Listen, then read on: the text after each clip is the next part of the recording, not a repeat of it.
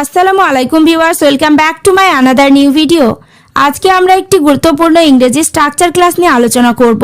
Okay viewers, let's get started.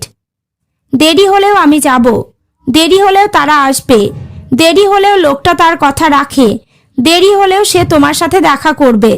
আমরা দৈনন্দিন জীবনে এই ধরনের বাক্যগুলি ব্যবহার করে থাকি। স্ট্রাকচার ব্যবহার করে কিভাবে বাক্যগুলিকে বলবো সেটি দেখে নিই। স্ট্রাকচারটি হলো সাবজেক্ট প্লাস শ্যাল বা will plus V1 plus object plus at the latest, অথবা subject plus V1 plus object plus at the latest. দেরি হলেও অর্থে স্ট্রাকচারটি ব্যবহার করব। এবার আমরা কয়েকটি এক্সাম্পল দেখে নেব। দেরি হলেও আমি যাব, I shall go at the latest. এখানে আই শ্যাল গো মানে আমি যাব, future indefinite tense, at the latest মানে দেরি হলেও, I shall go at the latest মানে দেরি হলেও আমি যাব।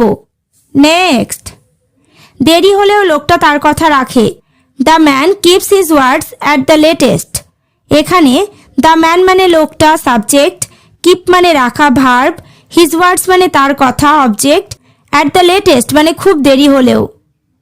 The man keeps his words at the latest মানে দেরি হলেও লোকটা তার কথা রাখে। পরেরটা, দেরি হলেও সে তোমার সাথে দেখা করবে, she will meet you at the latest.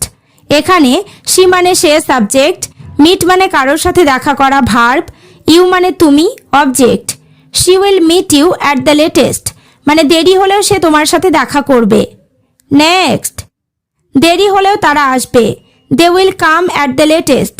এখানে কাম মানে আসা, দে উইল কাম মানে তারা আসবে, অ্যাট দ্য লেটেস্ট মানে দেরি হলেও, they will come at the latest মানে দেরি হলেও তারা আসবে।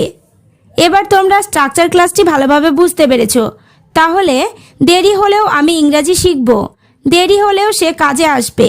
বাক্যগুলি ইংরেজিতে কি হবে কমেন্ট করে জানিও। ওকে ভিউয়ার্স, আজ এই পর্যন্ত। চ্যানেলটিতে নতুন হলে চ্যানেলটি সাবস্ক্রাইব করো, লাইক শেয়ার কমেন্ট করতে ভুলো না।